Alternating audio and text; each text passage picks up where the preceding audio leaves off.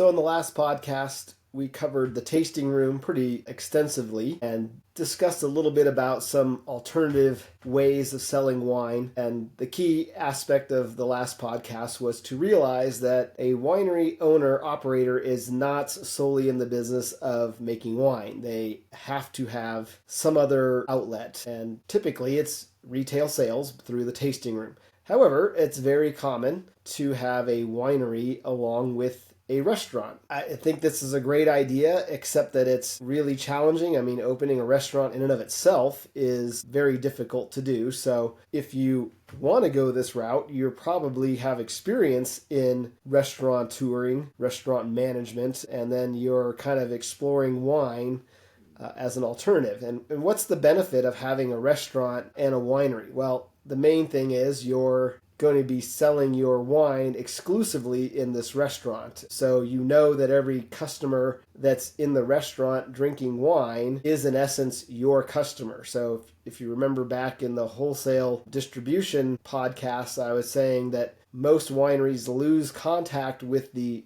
end user, the drinker of the wine, when they sell through a distributor who then sells to the restaurant. If you own the restaurant, you are keeping contact with that end user wine drinker, which is ultimately what you want. So in some ways, it becomes the equivalent of a tasting room by doing this. And a lot of wineries who have a restaurant will not have a tasting room anymore because they're selling their wine through the restaurant. So people come to the restaurant and taste the wine rather than going to the tasting room.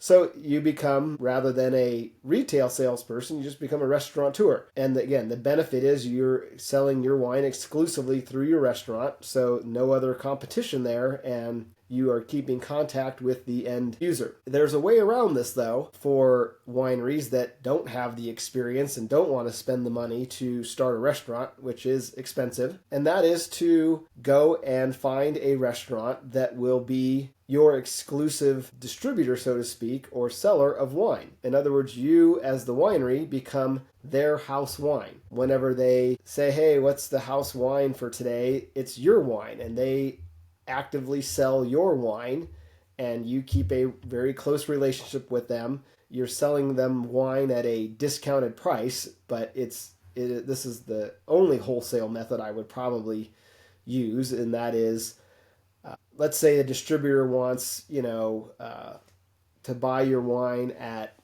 50% of your retail price. You would go directly to the restaurant and say, I'm going to sell it to you at 60% of the retail price, 40% of the retail price, so that they get 60% of the markup. So you can discount it to them, but in return, you get to keep a large portion of the end user contact. In other words, you're trusting that this restaurant, who you're exclusively selling your wine to, is going to promote your wine and tell the guests, the people dining there, when they say, hey, what wine is this? Your house wine is great. They're going to say, it's so-and-so winery. You should go there. And vice versa. When they come into your tasting room and they're saying, where should we go to dinner tonight? You actively promote this restaurant. So there's a symbiotic relationship between you and the restaurant whereby you're sharing customers in essence. Whereas, again, if you're selling wine to a distributor and they're selling it to a restaurant, the restaurant's not going to promote your wine over anybody else, right? They're just going to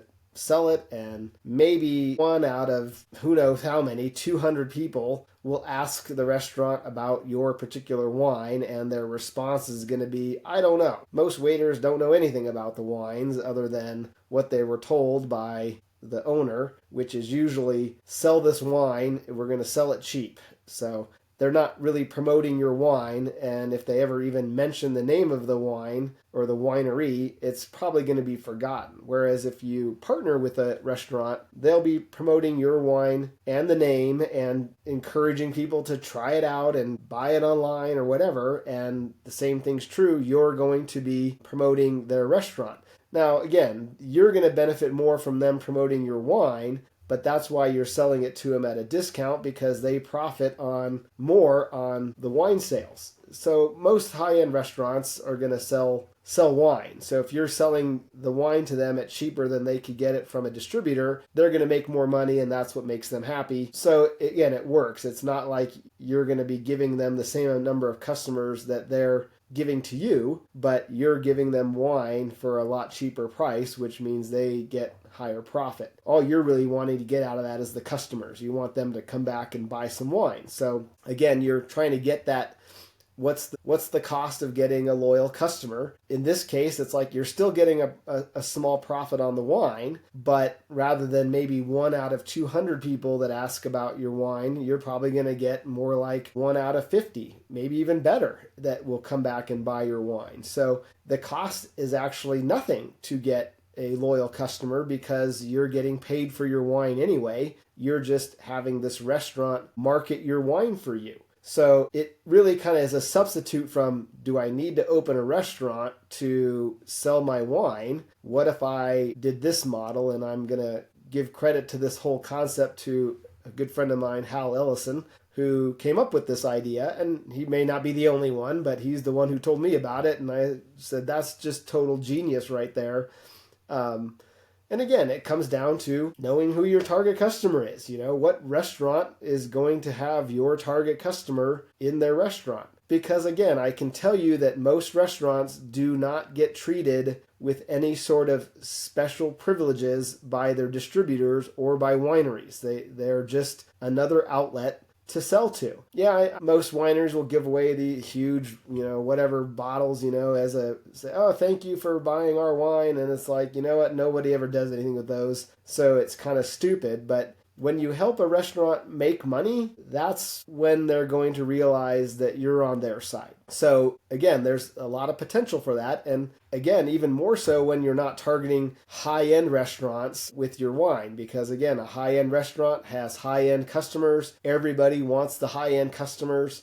So, figure out again, like if my target customer is middle income, where do middle income people eat? That's the restaurant I should be targeting to make a symbiotic relationship with them, to have them sell my wine exclusively to their customers. And the other thing we mentioned that a lot of wineries end up doing, and this is kind of by default, is they end up becoming an event center, because people will get married at the wineries if they're in a nice place or have a nice tasting room or some kind of location. It becomes a destination spot as opposed to just a functional winery.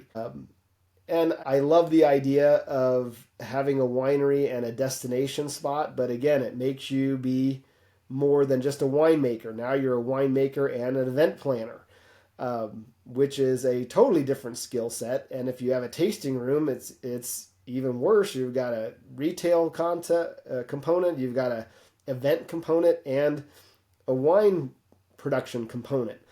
But again, very similar to the restaurant, when someone comes out and has a wedding at your winery, if you want to do the event center kind of concept or destination concept, you're going to be selling them your wine at retail prices, and it's going to be exclusive, and you're going to have direct contact with that wine drinker, the end user, which is good. It's just a matter of, okay, how much do we want to invest in making a successful event center? In this case, it's not as easy to go out to an event planner or even a different event place and get them to sell your wine exclusively like a restaurant is. But it's a concept, and there are ways to do that as well, rather than having, say, an event planner or a specific event center be your exclusive distributor of wine for their events, which is possible. You might want to go and find people that hold events and say, hey, why don't you be our exclusive distributor or, retailer of wine? And I'll give you a good example. Up here in Idaho, where I live now, our realtors would host a party every year for all of their clients, and they would have it at a winery. So the winery reached out to these realtors, or maybe it's the other way around, I don't really know, but it's still ingenious in the sense that it's like, hey, realtor, you deal with our target customer. Why don't we let you host a party at our winery for free, and you pay for the wine at, whatever the wholesale price is, and you guys, will look good, and we'll be able to access our target customer, and it costs us nothing. I mean, it's, again, a free way to get loyal customers and have control of them, because they're actually coming to your tasting room for a party being held by your realtors who are paying you for your wine. It's just a cheaper price for that wine because you're selling it at a distribution rate as opposed or wholesale rate as opposed to a retail price. So again, there are ways to be at an event or be an event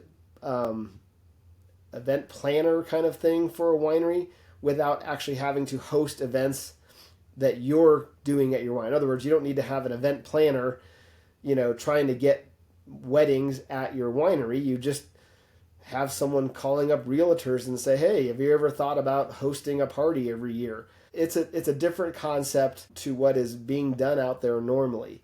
And again, while I'm on the concept of events, a lot of times brokerage firms will often ask wineries to provide wine for one of their clients' events. And normally they want it for free, or normally they're willing to pay cost or whatever, and you go pour the wine. That's a whole concept that needs to be looked at. In some cases, it's a good idea, and some cases, it's not a very good idea. And again, I think this is probably a separate podcast because it goes into a lot of, again, who's your target customer? Do you want to have someone who's actively calling up people, trying to find events that are outside of your target customer? Again, is the middle income. You don't want to go pour wine at a brokerage firm's high-end client thing, because quite frankly there's probably going to be 2 other wineries there pouring as well, and nobody's going to care because these high-end people are used to having stuff given to them. So it's highly unlikely you're ever going to get a client from that. But I'll discuss that in the next podcast in a little more detail. Thanks.